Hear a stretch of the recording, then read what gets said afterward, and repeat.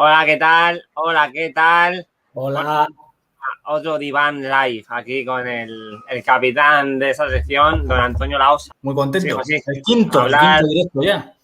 joder, y lo que quieran. Tengo que deciros que este es el último directo, porque nos vamos de vacaciones y volveremos en septiembre con más escritores para intentar, ya sabéis, que compréis libros, que conozcáis autores que seguramente hayáis visto en la estantería de las tiendas o hayáis leído, y por lo menos que conozcáis sus historias de la mano de Antonio y obviamente que nos deis una oportunidad a todos para leernos como a Antonio y a mí. Así que bueno, Antonio, te dejo los mandos de la nave para que presentes a la invitada de hoy.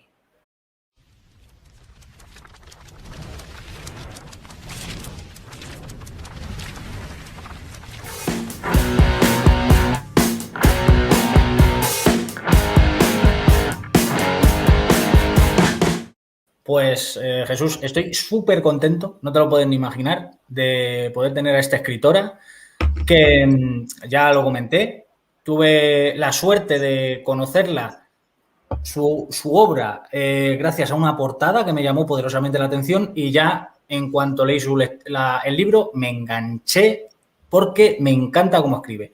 Y no es otra que Llanos Campos. Bienvenida. Hola, buenas noches a todos. Muchísimas gracias por estar aquí. Sí, gracias de corazón, ¿eh? Nada, a vosotros por invitarme, que esto es una gozada para mí también.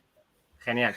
Tengo que deciros a todos que este directo posteriormente se subirá a YouTube para que quede para siempre, para los restos y podáis disfrutar de esta entrevista cuando queráis. Así que, Antonio. Pues nada, Llanos, vamos ahí a tope a la entrevista. Venga. ¿Vale? Primera pregunta. Venga. He visto en tu página web que has sido estudiante de psicología. Sí. Pero que la abandonaste por una escuela de interpretación. Sí. Y también eres escritora.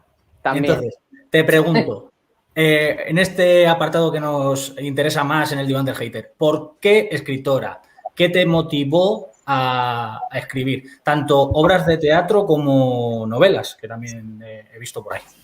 Pues mira, esto es muy difícil de explicar para mí porque esto ha sido así desde que yo era muy pequeña. A mí, desde que era muy pequeña, me ha fascinado todo lo que tenía que ver con el mundo de la escena, del teatro y escribir. Y eso se juntó muy pronto. Es decir, yo, como bien dices, empecé psicología porque decir en mi casa que yo quería ser actriz o dramaturga era como decir que me quería ir a la NASA, no lo entendía nadie. Entonces empecé una carrera pues porque tienes que estudiar algo, ¿no? Pero enseguida, nada más empezar la carrera, tuve la suerte o la desgracia de que abrieron una escuela de teatro en mi ciudad y evidentemente pues yo me tiré de cabeza y me dediqué a eso. Y al mismo tiempo yo ya escribía cuentos, escribía cosas que no han visto a la luz pues porque eran muy malas en su momento, pero ya me gustaba muchísimo escribir desde muy pequeña. Y enseguida el teatro, yo en el teatro actúo, dirijo, escribo, soy una Juan Palomo, pero lo de escribir para llevar a la escena mis propias historias fue de una cosa muy natural para mí desde muy pronto, porque siempre tenía cosas que contar y además quería contarlas como yo creía que tenían que ser contadas. Luego esas dos cosas se unieron muy pronto. Lo que sí nunca me había planteado era publicar nada. Era una cosa, un mundo que a mí me parecía muy lejano, muy difícil. Yo ya tenía bastante con pelearme con lo del teatro, que es complicadísimo. Y lo de empezar una carrera de publicar era una cosa que yo ni me había planteado nunca. Esta historia de la Reina Negra comenzó mucho tiempo antes de que yo publicara nada, ¿no? Para que veas que este libro yo lo comencé a escribir hace un montón de tiempo y lo escribía por puro placer. Me sentaba a escribir y escribía un capítulo o medio o nada, o solo lo releía por puro gusto. No pensé que jamás viera la luz. Pero luego, pues un día escribí una historia de piratas, la mandé al barco de vapor y mira tú que lo gané. Y de ahí ya empezó una carrera, empezó ya un mundo para mí editorial entrando pues un poco por la puerta fácil, ¿no? Por la puerta más ancha. Y yo no me he peleado nunca con una editorial para que me publiquen nada, no me he tenido que pelear, o sea, soy una privilegiada en este sentido. Por ahora, todo lo que he escrito me lo han publicado sin demasiado esfuerzo, estoy muy mal acostumbrada. Pero empezó todo un poco así. Eso es justo lo que te iba a preguntar, porque siempre me gusta preguntar por los inicios en las novelas. Digo, pues si fuiste muy pesada, tipo mandando Nada. tus escritos a editoriales, o sea que al primero y... Nada. Yo escribí la historia del Tesoro de Barracuda, era una historia que salió también de una obra de teatro que yo escribí. Una parte de esa obra, de ahí salió el Tesoro de Barracuda.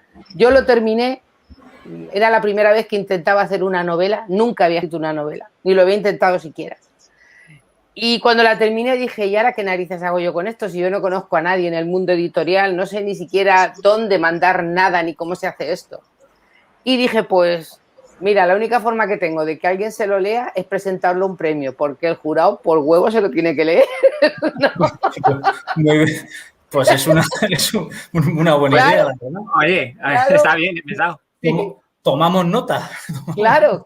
Yo se lo digo a todo el mundo que me pregunta, pues mira, yo hice esto porque pensé, mira, que se lo lean y luego que me digan, mira, esto es una porquería, pero que se lo lean, ¿no? Yo me conformo con que se lo lean. Sí. Y mira, lo gané. O sea, era lo último que yo me esperaba. Yo me hubiera quedado conforme con que alguien de la editorial me hubiera llamado y me hubiera dicho, mira, esto cambiándole 300 cosas, igual nos planteamos publicarlo. No me esperaba para nada ganar. Entonces, claro, para mí fue un shock completo. El día que yo me vi allí recogiendo el premio con tanta prensa, con la reina, con todo este parafernalia, yo alucinaba por un tubo, o sea, me quedé flipada. Además, tuve la suerte para mí, la desgracia para otro, que ese año SM todos los años da un premio infantil y uno juvenil. Yo me presenté al infantil y el juvenil quedó desierto, con lo que fue una especie de fiesta en mi honor, que aquello fue una cosa totalmente desmedida. Y yo pensé, he hecho mal empezar así porque ahora todo me va a parecer malísimo. Ya te lo digo, vamos. Todo lo demás es cuesta abajo, a ver qué hacemos ahora, ¿no? Sí, entonces, claro. Pues yo le recomiendo a la gente eso, que se presente a premios. Que se presente, aunque no gane, porque te asegura, yo sé que en las editoriales, aunque no ganes, hay muchas de las novelas que se presentan que las acaban publicando, ¿no? Porque se las leen. Claro. Claro, se las leen, por lo menos se las leen. Y no se mueren allí en un montón de manuscritos, ¿no? Así que, pues nada, overbooking a los... acabas de abrir un mundo a muchos escritores que se han topado con él. Te va a parecer una tontería, pero nos has abierto un mundo que no nos los habíamos planteado. Porque yo he vivido y me han contado que muchos editores, editoras, cogen los libros, leen un renglón y ellos saben que ese libro no vale. Bueno, también sé, yo cuando empecé en esto, me invitaron a conocer la editorial de SM, ¿no? Y fui allí a conocerlos. La verdad es que me tratan siempre genial, no tengo ninguna queja de la editorial, sino todo lo contrario. Pero claro, cuando yo entré a la editorial me enseñaron allí un montón de manuscritos. Bueno, allí había una montaña, una cosa. Y me dijeron que es que ellos reciben una media de 2.000 manuscritos al mes. ¿Me entendéis? Es algo inabarcable, aunque quieran. Y de vez en cuando cogen alguno, lo leen, pero es inabarcable. Porque, claro, son 2.000 este mes, 2.000 el que viene, y aquella gente trabaja, no está solamente para hacer eso, ¿no? Entonces, muchas veces, yo estoy segura que en ese ruido se pierden grandes novelas y grandes escritores. Es imposible que no lo sea. Tienes que tener un puntito de suerte, ¿no? También para empezar por ahí. Sí, tienes que tener un puntito. Sí. Entonces, yo se lo recomiendo a todo el mundo. Quiero decir, a ti te gusta escribir, preséntate a un premio, a 2, a 50. Alguna vez un editor que lea lo tuyo dirá, pues mira, no está para tirar cohetes, pero eso está para publicarlo, ¿sabes? Claro, y es que además la criba la hacen los editores, que son la gente que decide al final, ¿sabes? Sí. Sí. Pues nada, Entonces, consejo gratis. Joder, muchas gracias. lo anotamos, en el canal. Vamos, lo anotamos a fuego. Nos vamos a centrar un poco en tus novelas. Novelas, no teatro. Sí. Que has escrito tanto para infantil como juvenil. Y entonces Sí. las tengo aquí apuntadas. Espero que no se me olvide ninguna.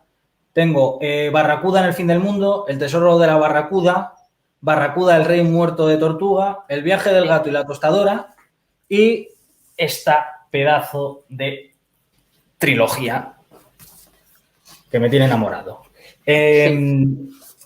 No te voy a preguntar cuál es tu libro favorito, porque eso tiene que doler para un escritor, pero por lo menos decirme la que estás más contenta del resultado final o más satisfecha. Pues eso es muy difícil de decir para mí, porque hay muchas cosas que... Mira, a ver si lo puedo explicar por aquí. A mí no me gusta escribir hasta que no tengo algo que decir. Es decir, yo no soy de las personas... Conozco otros escritores, yo soy relativamente nueva en este mundillo, pero conozco otros escritores que ellos se ponen esto como una especie de oficina, ¿no? Yo me siento a las 9 de la mañana, me levanto a las 2 y hacen y les cunde ese trabajo, ¿eh?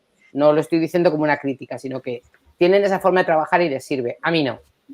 A mí solo me sirve sentarme a escribir cuando de verdad tengo algo que decir, cuando hay una historia que de repente me atrapa o algo que se me ocurre y digo, esto lo quiero contar. Entonces, todos los libros que escribo para mí tienen mucho significado porque salen de algo que yo realmente me interesa y me importa.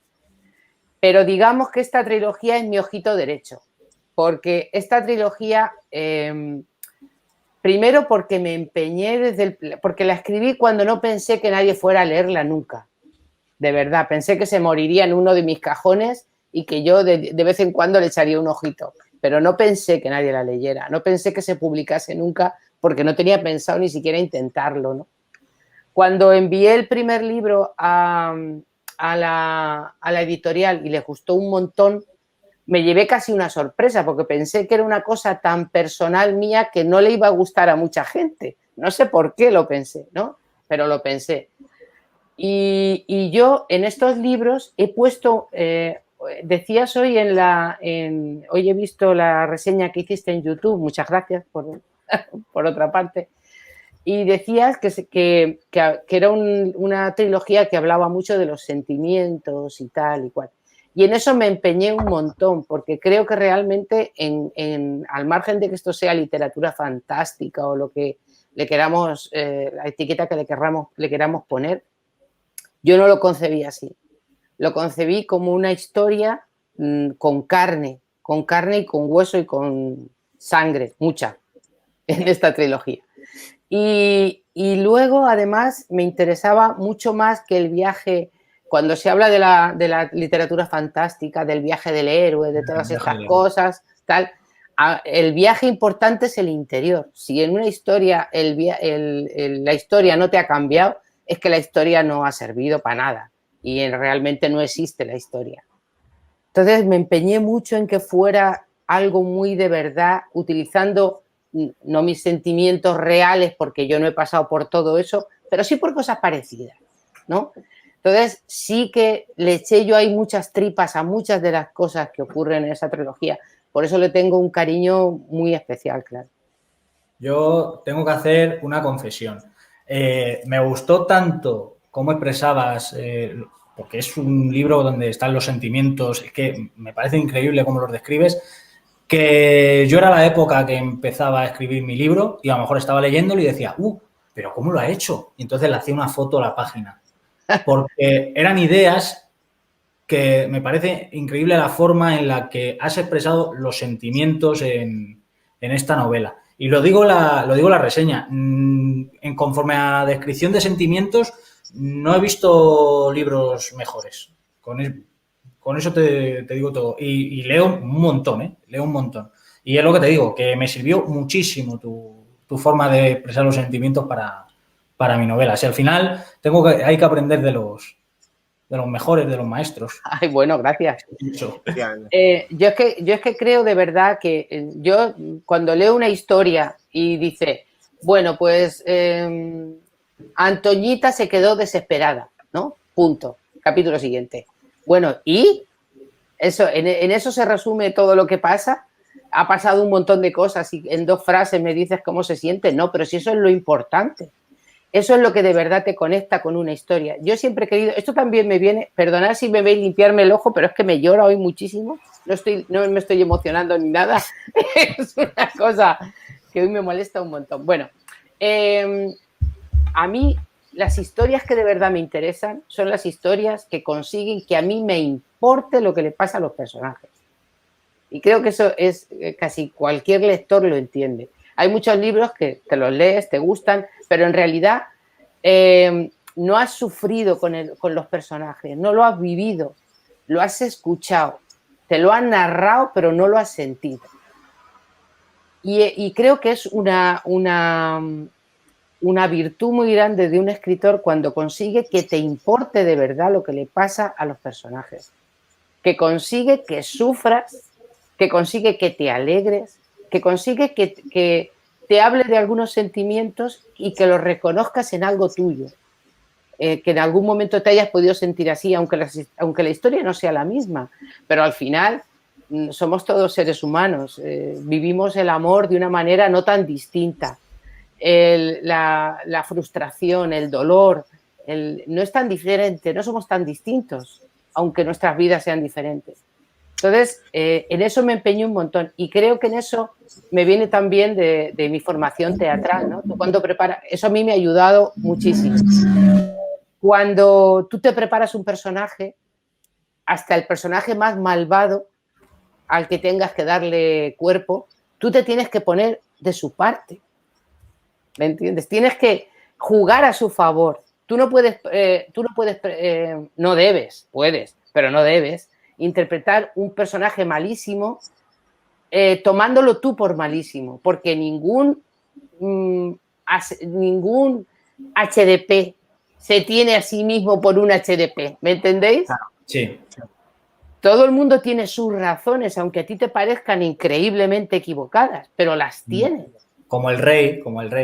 Exactamente. Hasta los personajes, hasta el personaje como Radón o Crates o los personajes malvados o el rey sonámbulo, ¿no? Ese también, agüita con ese. Pero tiene sus razones dentro de exactamente. Sus acciones son abominables, pero sus razones son buenas. Su razón primera es buena.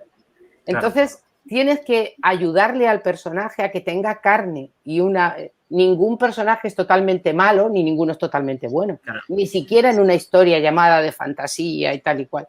Hay que ayudarles a que tengan cuerpo para que tengan interés. Lo difícil, yo creo que es un personaje malo que tiene una mentalidad nociva, que tú al lector le hagas entender por qué este personaje ha llegado a tener esos pensamientos, ya sea por educación, por traumas o por momentos que le han llevado a tener ese tipo de pensamientos. Eso es lo rico que tiene un libro.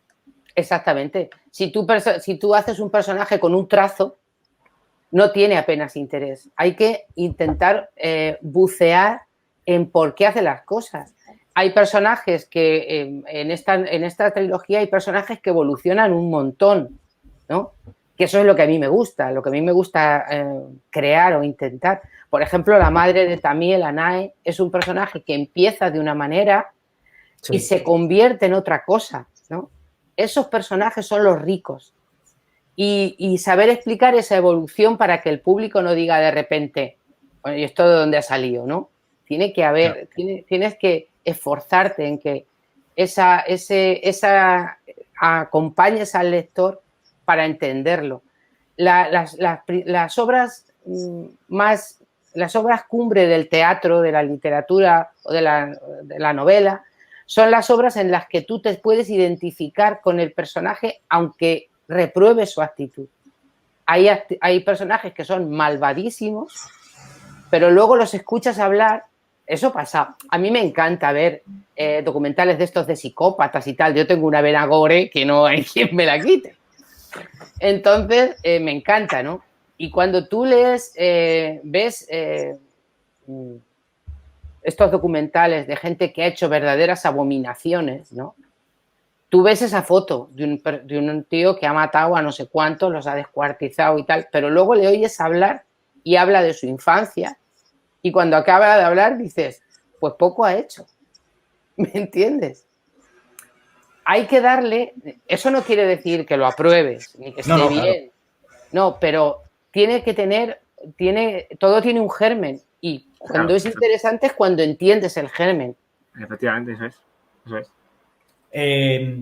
Bueno, de las novelas que te hemos dicho son, por lo menos en tu web, tú las consideras infantiles, salvo la única que es más juvenil, es esta trilogía. Sí. ¿Te has sentido más cómoda haciendo historias infantiles o esta juvenil que a lo mejor pudiste no estar tan encerrada en lo que es infantil, que me imagino que no podrás hacer cosas. Tiene otros códigos, sí. Entonces, ¿te has sentido más cómoda haciendo juvenil o...?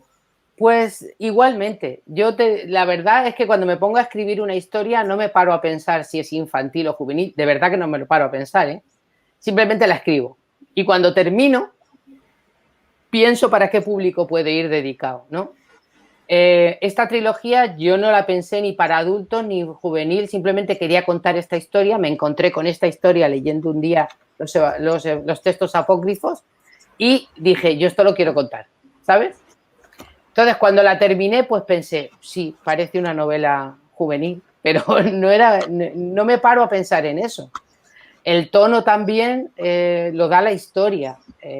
No soy muy rigurosa en eso. En eso se fija más la editorial, que me dice esto para jóvenes, esto para tal. Yeah. Ahora mismo estoy escribiendo una serie de cuentos que yo pensé que podían ser para público juvenil y me han dicho en la editorial que no, que son demasiado brutos. Entonces voy a intentar publicarlos para literatura de adultos, ¿no? Pero, pues entonces ya sabes que ahí estoy yo. Estaremos atentos. Estaremos atentos. Bueno, te quiero hacer otra pregunta que me ha llamado mucho la atención. ¿Para ti qué es más difícil escribir, novela o teatro? Pues por igual, ¿sabes? Porque el teatro, como se basa en el diálogo plenamente, si te das cuenta en mi trilogía, en mis novelas, en lo que escribo en general, tiene mucha importancia los diálogos. Hay muchas cosas que se resuelven con diálogos. Muchas escenas cumbre de la historia son diálogos, porque creo que es donde mejor se entiende a los personajes, cuando se les deja hablar, más que cuando tú cuentas lo que tú quieras, ¿no? No le encuentro mucha diferencia, simplemente digamos que la novela te requiere explicar cosas que yo en el teatro veo en mi cabeza y ya veo cómo van a ser y cómo las quiero montar y cómo quiero que transcurran, y te da otra libertad de espacios, de lugares que no tienes que... es mucho más libre, puedes cambiar las escenas de lugar en cualquier sitio, no te tienes que acotar al teatro y a las limitaciones de los decorados, por ejemplo. Pero no le encuentro mucha diferencia, la verdad. Bueno, si quieres empezamos a hablar ya de la trilogía. A ver, lo primero que llama la atención, que es que ya Frikia Medulux sabe que soy un enamorado de Tomás Hijo, ¿vale? Y yo. Quiero saber si la colaboración de Tomás fue idea tuya o te lo propuso la editorial. No, la colaboración con Tomás fue, si veis, tengo aquí detrás las 3 láminas que me las regaló Tomás, que las tengo ahí como oro en paño, me encantan. Eso lo buscó la editorial. En general, los escritores, o por lo menos esa es mi experiencia, tenemos poca mano en eso. Digamos que la editorial ve la historia o esta es mi experiencia, y ellos son los que buscan el ilustrador que más le va a tu historia. Uf. Yo en eso no he pinchado ni he cortado. Ahora, es difícil. Yo creo que es un momento muy tenso, ¿eh? Porque tú a lo mejor te ponen una portada y dices tú, no me gusta, y te dice la editorial, pues son lentejas. Eso puede ser Claro, duro, ¿eh?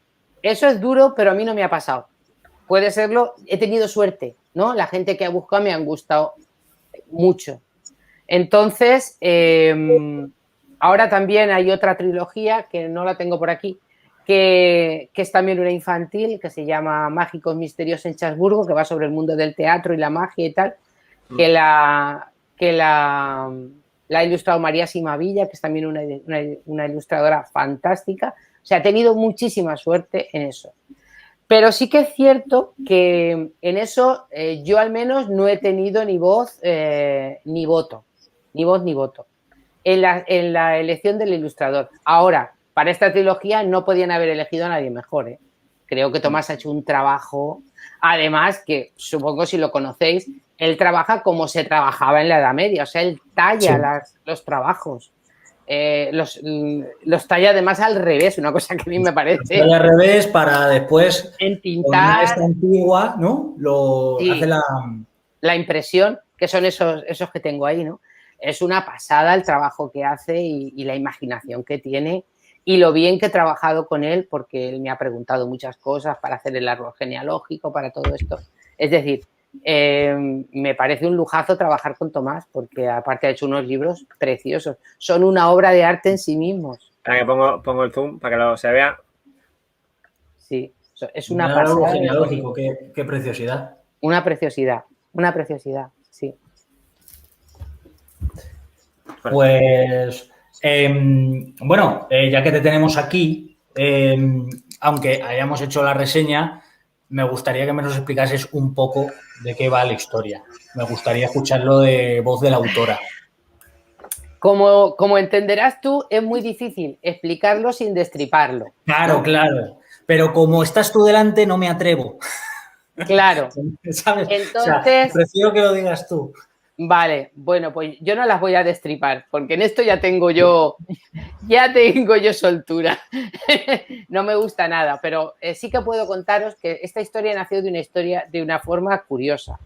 Yo estaba, porque soy también un poco friki, me gusta todo las cosas raras, ¿no? Y un día me estaba leyendo los textos apócrifos, que supongo que sabéis qué son, pero para quien no lo sepa lo explico un poquito. Sí, pero no creo que los lea, pero no por nada, sino porque a lo mejor no. Así, de golpe, no es una lectura que tenga pendiente. No, pues son muy curiosos, ¿sí? Son muy curiosos. Es decir, los textos apócrifos son unos textos que se encontraron en el Mar Muerto, que son coetáneos de los libros que componen la Biblia oficial de la Iglesia cristiana y católica, pero que no fueron aceptados por la Iglesia porque variaban mínimamente o muchas veces mucho la historia oficial que ellos querían contar sobre Jesús, Dios, el pueblo elegido y toda esta historia. Entonces hay varios libros que no se han admitido pero que existen. Hay más evangelios de los 4 que conocemos y en ellos se cuenta prácticamente la misma historia pero con variaciones muy sustanciales, muy sustanciales, por eso no los han admitido, ¿no? En algunos, por ejemplo, el papel de María Magdalena es muchísimo importante. Sí. En otros, pues se habla de que Jesús murió de viejo, tuvo hijos. Es decir, varían la historia mucho. Pues hay uno de esos textos apócrifos, que es el libro de Enoc, donde se relata la historia de cómo nació el demonio. En la Iglesia Católica nos han explicado, pues, que había un ángel que se llamaba Luzbel, que era el favorito del Señor, y que un día desobedeció a Dios y Dios lo castigó, lo convirtió en Lucifer y abrió para él el infierno, ¿no? Esta es la historia que se cuenta en la religión católica. Lo que no se cuenta es en qué desobedeció ese ángel a Dios. Eso es lo que no nos cuentan, pero Enoc en ese libro sí lo cuenta y cuenta la historia que yo he contado. Exactamente sí. Esa. Entonces, que lo que me estás contando, digo, vale, ya, vale. Entonces... Claro. Entonces, es esa historia exactamente, ¿no? No la voy a contar porque entonces destripo la línea central de la novela y no me apetece. Sí, pero bueno, ya que te estoy oyendo de dónde ha salido, claro, vale. Ahora lo entiendes. El que se lo ha leído lo entiende perfectamente. Y quien se lo vaya a leer también lo va a entender conforme lo lea. Luego, cuando yo quise empezar esta historia, pues digamos que esta historia inicia con una historia de amor, ¿no? La historia entre Tamiel y Baltran, ese era el eje central de la historia. Pero me fastidiaba un poco empezar por ahí, porque estoy un poco cansada de las historias de princesas de todo tipo, no solamente las de Disney, sino muchas de literatura fantástica, en las que la chica no existe hasta que no llega a él. No es nadie. Damisela en apuros. Sí, no le ha pasado nada, no es nadie. Es una chica que está esperando a que llegue él, ¿no? Ese es el argumento inicial. Luego pasan muchas cosas, pero antes ella no es nadie. Entonces, pensé empezar la historia antes, por la historia de ella. ¿Quién era ella? Y que llegara en un momento crucial de su vida, en un momento importante. Muy importante, sí. Sí, pero que la historia fuera la de ella. En realidad, la historia que se cuenta es la historia de Tamiel, a lo largo de los 3 libros. Y al final, pues esa historia acabó comiéndose un poco la historia de amor, porque la historia de amor, siendo muy importante, acaba siendo otra de las cosas que les pasan a ella. Y eso me parecía más interesante todavía, ¿no? Es un camino que se abre en la historia de amor, pero no es el camino central. Claro, no. Ella ya tiene algo que hacer y ya tiene esa rebeldía que ella tiene desde el principio de no aceptar el camino que le han marcado, ¿no? Eso ella lo dice en un momento, ¿no? Dice, es que parece que hubiera nacido sin piernas o sin brazos o sin cerebro, porque no puedo decidir más allá de qué me voy a poner en una fiesta y no estoy aquí nada más que para guardar el trono para que se siente en él cualquier imbécil, ¿no? Entonces, esa idea que ella tiene de preguntar por qué, en realidad, toda la rebeldía, toda la revolución que ella organiza, solo empieza cuando ella se pregunta por qué. ¿Por qué tengo yo que aceptar lo que me dicen? ¿Por qué? Si considero que está equivocado. Si yo me veo válida, ¿por qué? Entonces, esa rebelión, que es en realidad el eje central de la historia. El hecho de que hay gente que me decía, sobre todo al final del primer libro, que era un poco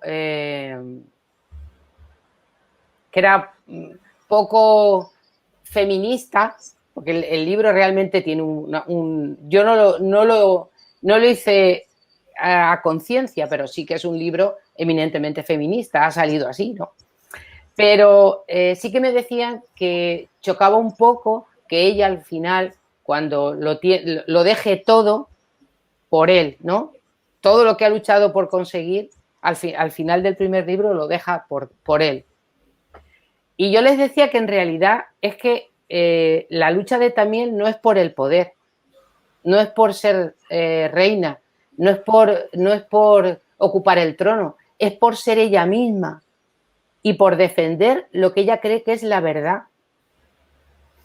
Y al final realmente ella tiene esa actuación y abandona el trono por defender la verdad, porque para quedarse en el trono tiene que volver a hacer lo que hizo su padre, mentirle a todo el mundo.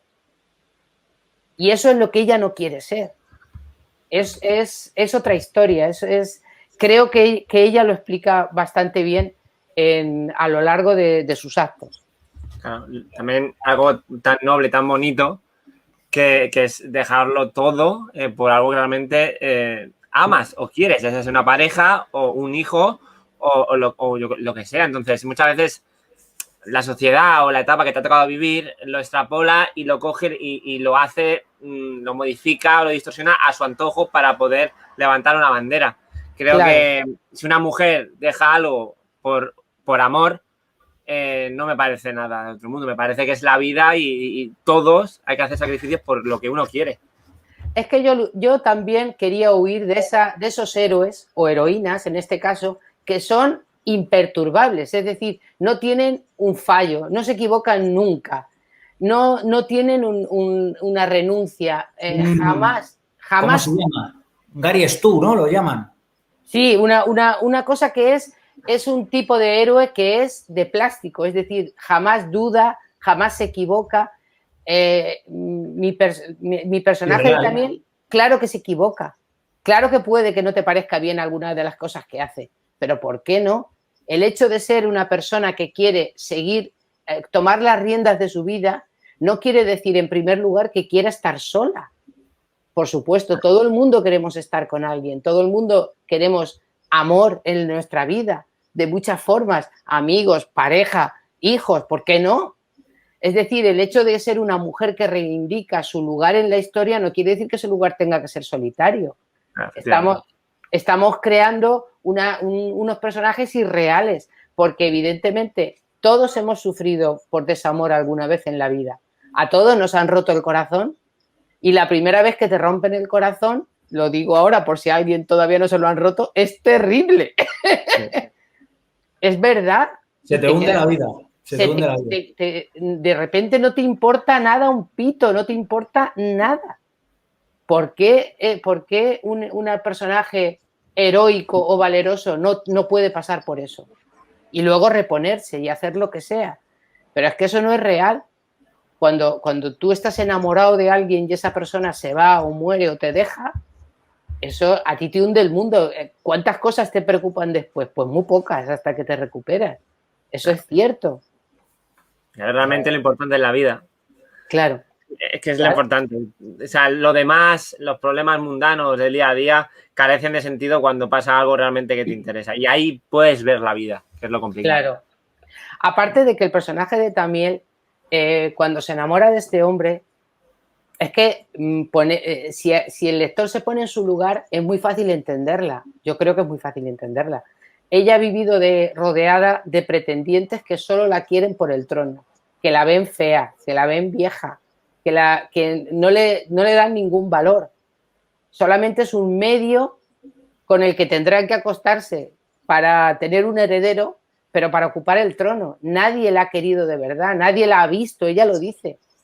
Lo que quería es que alguno de ellos me mirara y me viera, y nunca le pasó. Y de repente encuentra un hombre que la quiere, que le da su lugar, que la respeta, que la anima a hacer cosas, que la acompaña en su camino, pero no la fagocita, ¿no? ¿Cómo no se va a enamorar de esa persona? ¿Cómo no lo va a echar de menos si le falta? Efectivamente, así de simple es la vida, efectivamente. Así, jolín, vamos, yo lo veo clarísimo.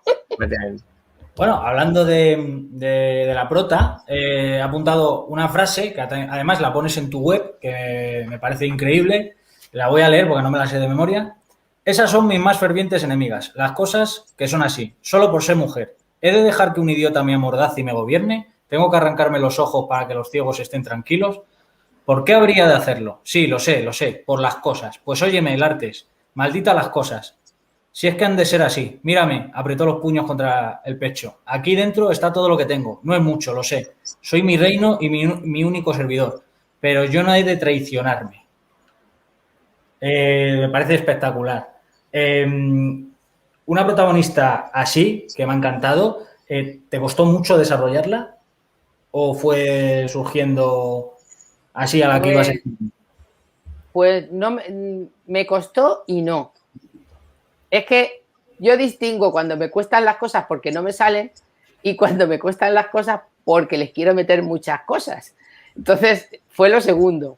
Y no me costó demasiado porque yo la creé muy pronto y la entendí muy rápido. Porque yo no me parezco en nada a ella, pero si hubiera estado en su situación, yo intenté eso, ponerme en su situación, ¿no? Y intentar pensar cómo se sentiría alguien, porque Tamiel parece una persona del siglo XXI puesta en el siglo XV, ¿no? Entonces, ¿cómo podría yo tragarme todas esas imposiciones, todas esas cosas que me dicen que tiene que ser mi vida? Y cómo, y además para que esta historia con Baltran, esta historia que luego ocurre a lo largo de los 3 libros, hacía falta una persona fuerte, una persona que tuviera las ideas muy claras y que no se traicionara a sí misma por lo menos, aunque lo demás se derrumbase, ¿no? Creo que con esos pilares luego fue sencillo componerla, porque no hay más que dejarla que hable, ¿no? Esa frase que tú has leído, que creo que es una de las más importantes, para explicarla a ella lo dice. Dice, soy mi reino y mi único servidor. No me entiende nadie, estoy sola, pero yo no he de traicionarme porque yo sé lo que hay aquí y sé lo que... Sé dónde está mi verdad. A lo mejor no es la de todo el mundo, pero la mía sí. A partir de ahí es muy sencillo, no fue difícil componerla. Bueno, claro, es que por evitar spoiler, a partir del segundo libro, yo creo que el protagonismo ya empieza a recaer en otro personaje, ¿vale? Sí. Dejémoslo ahí. Otro personaje que también me tiene enamoradísimo. ¿Tenías previsto que fuera así, que un poco el protagonismo ya fuera yendo hacia ese personaje o fue surgiendo a medida que ibas escribiendo la historia? No, el personaje ya lo tenía pensado cuando empecé la historia. Lo que ocurre es que sí que es cierto que fue cogiendo carne conforme la escribía. El segundo libro, si es quien yo pienso que sí, está prácticamente dedicado a ella. El segundo libro es un personaje que está a medio camino entre dos mundos, que no es ni una cosa ni otra, pero tiene... Sí, me refería a ese personaje, ya no sé. Pero tiene casi lo mejor de ambos mundos y es un personaje fresco que me pareció que era como una fuerza de la naturaleza, ¿sabes? Me gustó muchísimo jugar con ella, ¿no? Y realmente era un personaje necesario para que ocurriese lo que tiene que ocurrir, ¿no? Porque digamos que esta historia es una historia con un final, si se llama Historia Negra de los Antiguos Reinos, pues vamos a ver bien, no va a acabar, ¿no? Pero sí que es un personaje que era muy necesario para la evolución de Baltram, por ejemplo, para la evolución de la historia y luego para la evolución de muchos personajes en medio de todos ellos. Yo creo que la novela, aparte de ese personaje, tiene personajes que a mí me encantan, aparte de Numa, que es de quien estás hablando, de Tarsis. Pues un personaje que a mí me encanta es Famir, que creo que es un personaje trágico al nivel casi de Shakespeare, ¿no? Es un personaje trágico, que es uno de los personajes más dolorosamente bellos de la historia. Creo que es un personaje que da algunos de los momentos más bonitos de la historia. Y luego sí que lo que sí que salió casi sin querer es que al final la historia y su resolución, a pesar de que parece que la inician los hombres de la historia, la solucionan las mujeres, la terminan ellas. El final lo acaban ellas. Lo acaba la esposa del rey sonámbulo, la acaba la esposa de Famir, la acaban ellas. Y la acaban de una forma que yo creo hermosa, dentro de todo lo que ocurre, claro. Bueno, hablando del segundo libro, es que esto no lo dije en la reseña. Lo abrí y conforme lo abrí dije, oiga, se han equivocado. Se han equivocado porque empieza en el capítulo 20. Me lo dijo de mucha gente. Fue a propósito. Para que tuvierais listo. No había leído nunca un libro con esa estructura y después cuando lo lees lo entiendes. Pero al principio dices, a ver, está mal, ¿qué pasa? Hay gente que ha vuelto a la librería a devolverlo, a decir, me ¿sí? uno mal encuadernado. Sí. Hostia, entonces, ¿y si no lo sabe el vendedor? El vendedor tiene obligación de saberlo. Perdóname. ¿Te imaginas? Qué caos. Sí, qué caos. Pero bueno, cuando ves que están todos iguales ya es mucha casualidad, ¿no?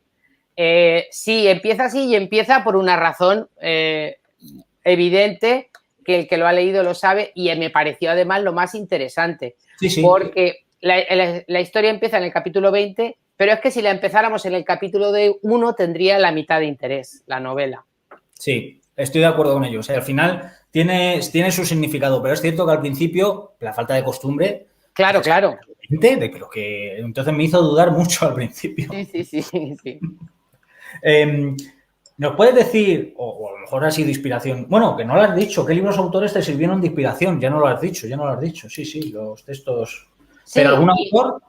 ¿Algún autor? Mira, yo soy una fan del Señor de los Anillos, completamente. Tolkien. Yo creo que Tolkien consigue eso, que no lo consiguen las películas, a pesar de que me parece que están bien, pero no lo consiguen las películas. Tolkien consigue que, por ejemplo, cuando Gandalf cae por la cima y crees que ha muerto, tengas que dejar de leer y digas, pero Dios mío, ¿cómo puede matar? ¿Cómo puede matar al mago? Entonces, me gustó muchísimo el tratamiento que Tolkien hace de los personajes y de cómo describe los lugares. Me parece un maestro en eso. A la hora de leer, más que a la hora de ver las películas. Aquí defender la peli, porque yo sufrí también cuando en la película pasado de Gandalf. Yo creo que Peter Jackson lo hizo bien. Es complicado llevarlo al cine. Es muy difícil. Es muy difícil. Siempre soy más partidario de los libros que las pelis, pero yo también, yo también. El Señor de los Anillos es una adaptación increíble. Es más, creo, muy bien adaptada, sí. Creo que los derechos para pasarlo al cine no había derechos porque el autor pensaba que era imposible trasladarlo. Llevarlo al cine, sí. Llevarlo al cine. Eso es lo que siempre oigo, que no sé si es una leyenda urbana. No, está muy bien hecha en las películas. A mí, me encanta Peter Jackson, quiero decir que están muy bien hechas. Pero si te lees las novelas, o sea, hay cosas en las películas, porque es imposible llevar un libro, y es imposible llevar un libro como El Señor de los Anillos al cine, es imposible, ¿no? Pero sí que hay cosas en el libro que consigue que sufras con los personajes, que te preocupe mucho más que en las películas, que también está. Pero digamos que tienen más molla los personajes. Por ejemplo, y repito, me encanta Viggo Mortensen, pero creo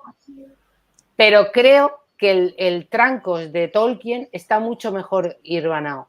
Porque Viggo Mortensen en toda la trilogía es un paladín sin fisuras. Duda, tal, sí, pero es un paladín.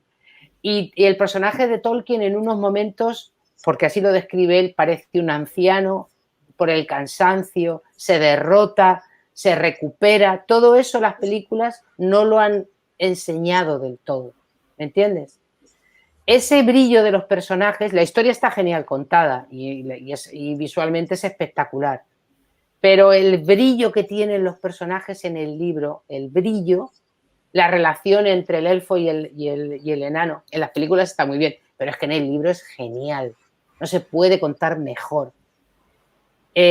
Como cuando me lo leí me impactó tanto, luego vi la película y me gustó mucho, pero perdonadme, no hay color. Creo que ese es el problema que a mí me pasa. Si me leo el libro y después veo la peli, como ya me he imaginado lo que hay en mi cabeza, que es problema mío, luego me decepciono que si es al revés. Si veo la peli, me ha gustado y después me leo el libro, me quedo contento en los dos sentidos. De las dos cosas, claro. Pero si es al revés, siempre me decepciona. Ese es el proceso bueno.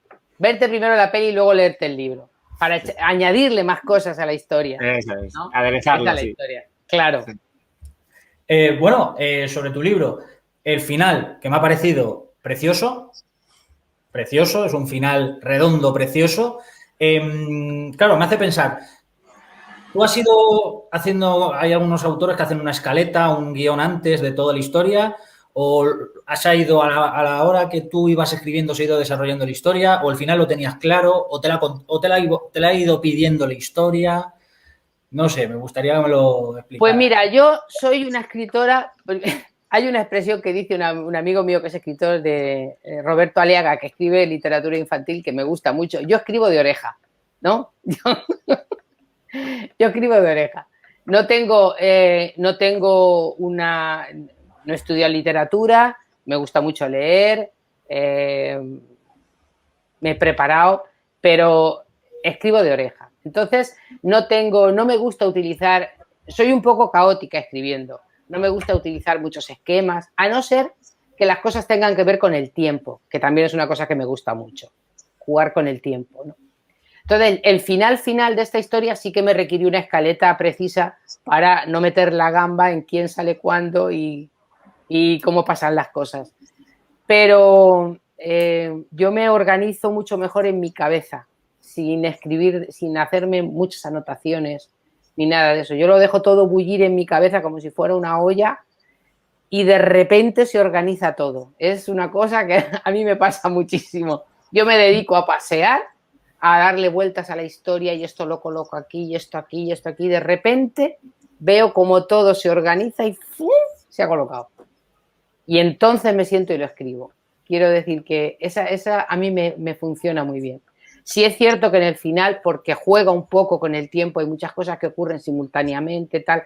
Ahí sí me hice una pequeña escaleta, pero no soy mucho de esquemas. Me despistan más que me ayudan, a mí. Bueno, esto ya es una pregunta casi personal. Mirándote con los ojos del gato de Shrek, así como con pena, ¿tendremos en algún futuro más historia de este universo fantástico que has creado? Pues, como te lo has leído, sabrás que el final se queda ahí con un poquito de cuerda. Sí, pero por eso te he dicho más historias dentro de este universo. Sí. Se queda con un poquito de cuerda. Podría ser, hay muchas cosas que contar de ahí todavía, ¿no? Pero no lo sé. Esta historia yo la concebí así. En realidad es una historia que, como tú dices, termina y termina como debe terminar. Hay mucha gente que me odia cuando se lee el final. Me odia. Hay que reconocer que el tercer libro es duro, ¿eh? Sí, pero tiene que serlo, quiero decir.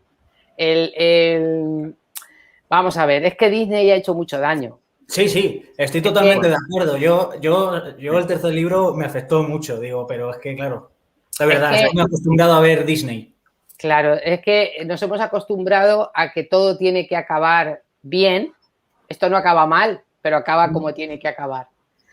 Y hay cosas que hace falta que algo desaparezca para que aparezca otra cosa, ¿no?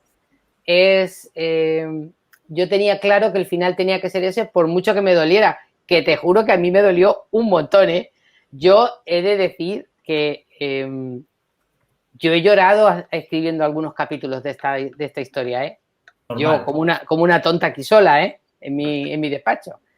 Sí, porque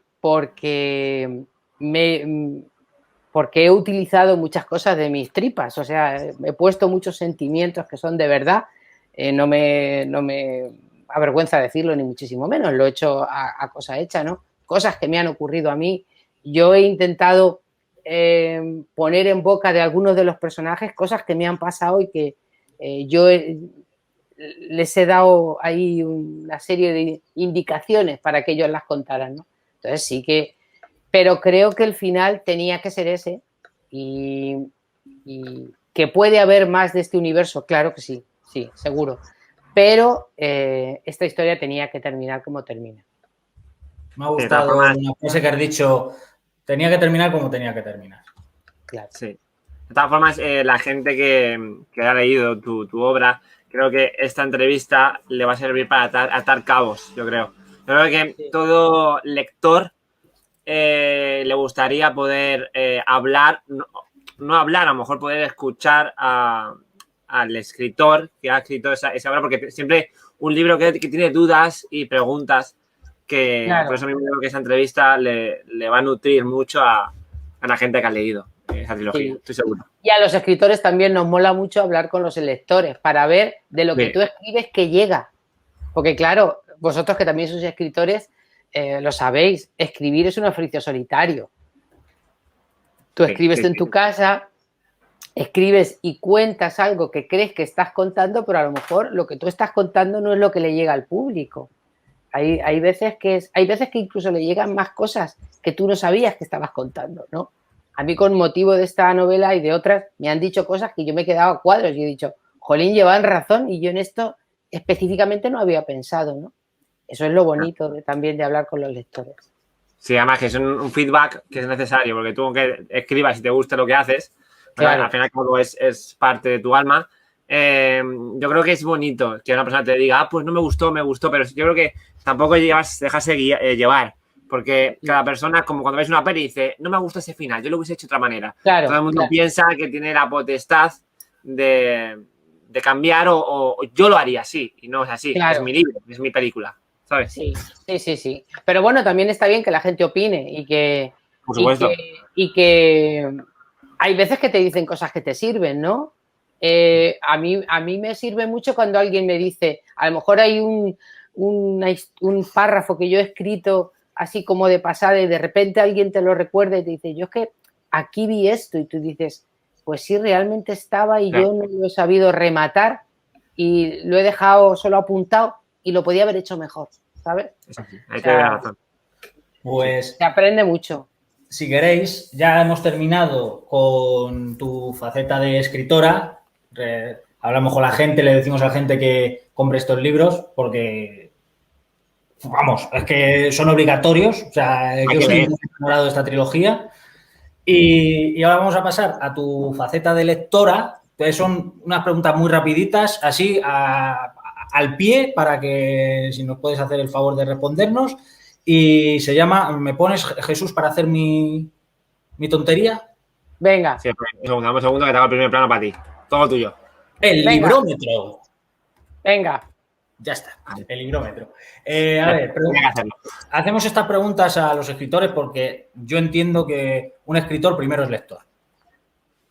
No me entra a mí otra cosa en la cabeza. A lo mejor algún día me dirá un escritor, pues yo no leo.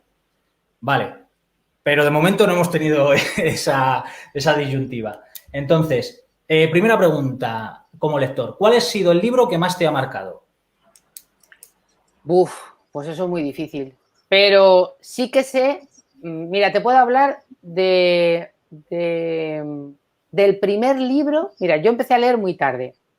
Fue una lectora tardía, porque en mi casa no leía nadie, ¿sabes? Entonces, tardé en coger ese hábito. Pero un día empecé a escribir antes que a leer, a escribir cuentos antes que a leer. Y un día en el instituto me obligaron a leer un libro que me lo compré y me pareció un peñazo nada más verlo, porque era un libro que además esto en aquella época había muchos autores que lo hacían, Camilo José Cela, muchos, y era un libro de estos que se escriben sin puntuación, todo seguido, ¿no? Claro, para alguien que no está acostumbrado a leer, yo de repente vi eso y dije, bueno, esto yo no me lo voy a poder tragar en la vida. Y era un libro que se titulaba Tiempo de silencio. Empecé a leérmelo y de repente, como el emoji este que se pone en WhatsApp, este que le hace así la cabeza, sí. Me explotó la cabeza. De repente entendí lo que era leer. Porque me absorbió de tal forma que yo iba por la calle y iba metida en el mundo, en la historia de este libro. Ese fue el primero que leí. Yo que me luego, el libro fuera Celestina. Fíjate, ¿y no te gustó? Horror. Tengo trauma, ¿eh? Porque tengo el libro en casa que algún día lo quemo. O sea, y que me respete la gente que sea fan de ese libro. Me pareció realmente a un chavalín, le pones a leer eso y le matas. Es horrible. Esto lo hablo yo mucho cuando voy a colegios y tal, a dar charlas con motivo de mis libros infantiles y eso. Me lo preguntan muchos profesores, ¿no? ¿Qué podemos hacer para el hábito lector? Tal, no sé qué. Digo, vamos a ver. Digo, en primer lugar, creo que es importantísimo los libros que se le da a leer a los niños, a la gente que comienza a leer. Porque eso o te crea afición o te hace aborrecer el libro. Te aleja, vamos. Totalmente. Porque además, por ejemplo, esto me pasa también con el teatro. Me pasa exactamente lo mismo. Tú a un chaval lo llevas a una película de Bruce Willis y resulta que la película es un peñazo y a lo mejor el chaval no vuelve a ver una película de Bruce Willis, pero vuelve al cine o vuelve a Netflix hoy en día. Pero si tú vas al teatro y te sueltan un pestiño, dices, pues el teatro es un puto rollo y no vuelves más. Si te lees un libro y te parece un rollo, englobas toda la literatura porque no conoces. Entonces, es muy importante saber qué se les da a leer. Y yo les digo a los profesores que yo creo que lo primero que se le tiene que enseñar a un niño es que leer es divertido. Eso es lo primero. Que estamos muy obsesionados con que todo sea pedagógico, didáctico y sesudo y nos equivocamos, porque eso viene después. Tú primero tienes que aprender que leer es divertido, que lo es. Y luego ya vamos a leer sobre la integración social, sobre lo que tú quieras, pero primero diversión, porque es verdad que es divertido. Eso es lo primero que hay que hacer. Entonces, intentar que un chaval se lea La Celestina o El Quijote o El Lazarillo de Tormes, pues yo creo que es una crueldad. Porque esos libros leídos después, yo me he leído esos 3 libros y son una maravilla, pero claro, me los he leído después, no en ese momento. Ahora te hago la pregunta contraria. ¿Cuál es el libro que has leído y que no recomendarías ni a tu peor enemigo, si no lo quieres decir? Madre es una mía. pregunta dura. Pues varios, un montón. Antes, ¿sabes qué hacía? Antes empezaba a leer un libro y aunque no me gustara, yo me lo tenía que acabar como una cosa de pundonor. Yo estoy en ese plan, todavía. No he dejado ninguna lectura todavía, porque me da mucha pena y tal. No he dejado ninguna lectura aunque esté sufriendo. Pues yo sí. Yo ya llegó un momento que dije, mira, es que les doy mucho margen, o sea, me leo más de medio libro, pero ya si cuando voy por las 3/4 partes no me has conseguido interesar, pues perdóname, ¿sabes? No, que eso a lo mejor es lo que yo necesito. No, es que, mira, me pasó con ni me voy a acordar de cómo se llama, la trilogía esta de Millennium, que no sé quién me la recomendó, esta de los hombres que no aman a las mujeres, y pues me leí el primer libro y pues bien, pero no me dio para leerme el segundo. Entonces, ese es un tipo... Gustos. ¿Eh? Claro, sí, son gustos cada una persona, Sí, claro. Sí. Son cosas... A mí me interesa, no sé, me interesa otro tipo de literatura, no esa en especial, ¿no? En general, la novela negra no me gusta mucho, en general. Me gusta mucho la novela histórica, me gusta mucho el realismo mágico, me encanta, ¿no? Pues ya me has respondido a las otras 2 preguntas. ¿Cuál era tu género literario favorito y cuál el de menos? Pues la que más me gusta es tanto la fantasía como el realismo mágico. Me flipa. O sea, me gusta muchísimo Jorge Luis Borges. Me gusta una barbaridad ese hombre a mí. Porque además, eso es lo que me gusta a mí de un escritor. Tú te lees un cuento de Borges y no sabes si es que eres muy tonto o te está tomando por tonto él, ¿sabes? Porque en muchos de sus cuentos empieza con una serie de disquisiciones históricas, te da una serie de datos que, claro, ¿quién sabe quién estaba en los reinos de Dinamarca en el 1130? Pues nadie. Así a bote pronto. Luego si lo miras, sí, ¿no? Y empieza y mezcla la realidad y su universo tan increíble y acabas diciendo, ¿esto ha pasado de verdad o me lo ha contado él o cómo va esto? Eso me engancha un montón. Bueno, última pregunta, pero creo que ya la hemos respondido antes. ¿Eres de las que siempre dicen que el libro es mejor que la peli? No. Hay películas que las ha mejorado el libro, que ha mejorado el libro.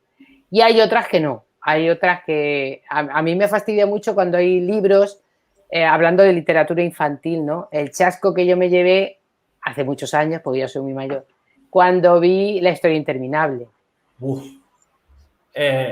Yo hice una reseña que todavía no ha salido en el canal, que yo creo que me van a caer palos, porque es nuestra peli de la infancia, ¿vale? La de muchos en nuestra infancia, pero como adaptación es lo peorcito que he visto. Claro. A ver, aquí voy a ser abogado del diablo. El cine, la literatura, la amo con locura, ¿vale? Las dos. Sí. Pero al fin y al cabo, cuando una productora compra los derechos de la película, puede hacer lo que quiera con ella. Claro, y esto y guionistas pueden dar... Es más, prefiero ir al cine y ver algo diferente que no me ha contado la novela. Sí. A eso me refiero. Entonces ahí... Sí. Pero, por ejemplo, a mí una de las cosas que me parecían importantes y originales en aquella época, cuando yo me leí La historia interminable hace un montón de tiempo, que no era tan habitual como ahora, era que el personaje era un niño gordito y torpe, con el que se metía todo el mundo. Claro. Eso cuando yo me leí la novela, me pareció, primero, no había tantos personajes. Los personajes de los libros infantiles eran todos guapos, altos, rubios, con ojos azules. De repente era un personaje gordito, discriminado en su colegio, y sin embargo en la película eligieron un niño guapísimo, delgadito, que no entiendes por qué se meten con él los otros. O sea, a mí también lo que me flipaba de esa historia es que su Atreyu es verde oliva, y yo siempre deseaba ahí, digo, joder, qué pena. Claro, típicamente un tío verde, a ver, ponte a decir tú también. Pero estamos en fantasía. Claro, quiero decir que muchas cosas también, pues esas historias se acomodan pues al gusto de Hollywood. Yo lo entiendo. Y la película es muy divertida. Pero sí que hay cosas que como que traicionan al libro, ¿no? Ahora me tengo que preparar yo también para eso porque se está preparando una peli de uno de mis libros, del Tesoro de Barracuda. ¡Exclusiva! ¡Ostras, qué exclusiva acá! ¡Ostras! Pues se está preparando una peli que se va a llamar así también, El Tesoro de Barracuda, en la que yo no tengo ni voz, ni voto, ni pincho, ni corto. Han adquirido los derechos, se va a hacer una película de animación, una productora catalana que se llama Inicia Films, ya la han presentado en Cannes, yo creo que ya está próxima a que se comience. Me mandaron un tráiler que es una preciosidad, o sea, el tráiler me flipa. Aparte, han hecho una cosa muy bonita, que el personaje, bueno, no es el personaje central, el narrador de la historia del Tesoro de Barracuda, que es un libro divertidísimo que os recomiendo que os leáis porque os va a gustar. Es una historia de piratas divertidísima. Es un niño de 11 años y han tenido la buena vista de que doble la película un niño de verdad, que además lo hace genial. Está adorable. En el tráiler que me han mandado me encanta. Entonces, pues ahora tendré yo que sufrir cuando vea la peli todas estas cosas que estamos hablando. Luego te entrevistaremos, Llanos, que quiero saber en primera mano lo que es para un autor ver su obra reflejada en otro medio, que tiene que ser precioso. Yo estoy ilusionadísima. Luego, además, es todo un mundo nuevo, porque claro, el mundo de la literatura es un mundo complicado, pero el mundo del cine, chicos, vamos. Me mandaron el contrato, esto lo digo así como anécdota porque me hizo muchas gracias. Me mandaron el contrato y, bueno, pues tiene un montón de cláusulas, una cosa, vamos.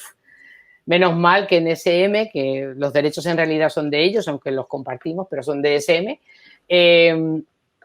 los abogados de la editorial me explicaron y dijeron, si esto está correcto, es así, bueno, para adelante, porque yo si me hubiera tenido que enterar no lo hubiera firmado en la vida, pero no me enteraba de nada. Pero en el contrato está hasta el tamaño de la letra en que tiene que aparecer mi nombre en los títulos de crédito. O sea, cosa específica más no podés, ¿sabes? Y luego, además, está estipulado, por lo visto es siempre así, que tenemos derecho, la editorial y yo, a ver un pase privado antes del estreno y cambiar lo que no nos guste, cosa que me parece muy arriesgado. Ostras, ¿con la película ya hecha? Sí, que para ver un pase y decir, pues esto hay que quitarlo, tal, supongo que eso sería una negociación. Pero al principio la película iba a ser de actores, ¿sabéis? Esto ha sido un proceso largo. Ahora va a ser de animación. Pero cuando era de actores yo bromeaba con la editorial y decía, pues mira, cuando hagamos el pase me voy a levantar y voy a decir, el personaje principal no me gusta una mierda, cámbialo. Y les fastidio el rodaje. Una productora acepte eso, porque tú imagínate que no gusta y decís, cambiarlo. Claro. Supongo que en eso habrá una negociación, ¿no? Y habrá una cosa. Claro, en el cine, por lo que tengo yo entendido, los productores ejecutivos, solo los productores ejecutivos son los que deciden si se cambia o se quita. Entonces, ostras, ¿eh? Eso me parece a mí un poder que ríete tú de Superman, ¿eh? Esto sí que es un poder. Ya nos contarás. Ya nos contarás, porque tiene que ser súper súper interesante ese Sí. momento. Me apetece un montón ver cómo lo ven otros, ¿sabes? Y además otro creador que haga otra cosa totalmente diferente a lo que yo escribí, ¿no? Que basándose en eso, pero claro, bueno, también Barracuda es una trilogía, esos 3 libros que has leído al principio son una trilogía. Entonces han cogido cosas de los 3 libros también. Por lo que yo sé, han cogido alguna cosa, una sorpresa gorda que hay en el segundo libro, creo que se la han llevado al primero para meterle y tal, pero estoy súper ilusionada porque ya el colmo va a ser eso, sentarte en una butaca y ver una película de una historia tuya. Eso tiene que ser, pero vamos. Te doy la enhorabuena, Llanos, porque tiene que ser increíble. Yo de todas maneras estoy esperando que me llame Netflix por esto de La Reina Negra, ¿eh? Yo creo que aquí hay una serie. Tienes una serie. Ahí hay una serie. Una serie muy buena. A ver si nos escucha alguien porque ahí hay una serie. Sí, interesante. Sí. Correcto. Pues ya nos contarás, Llanos. Os contaré, os contaré. Yo, por mi parte, Jesús, ya he terminado el librómetro. Ha estado todo completo ahí, el librómetro. Pues nada, Llanos, muchísimas gracias por aceptar la entrevista. A vosotros. Una mujer encantadora. Yo creo que es una entrevista muy interesante. Has aportado mucho, sobre todo a tus seguidores y a la gente que ha podido leer alguna vez algún libro tuyo y sobre todo las exclusivas que nos has dado, ¿eh? Gracias, de verdad. Para que veáis. Bueno, pues muchísimas gracias de verdad por invitarme. Un placer hablar con vosotros y que nos veamos pronto en otra. Sí, ya sabes dónde encontrarnos. Es un placer para nosotros. Vamos, un placer, de verdad. Igualmente. Y nada, Antonio, gracias, tío. Nada, gracias a ti, Jesús, y muchísimas gracias a Llanos. Chao. Un besito. Hasta luego, chicos.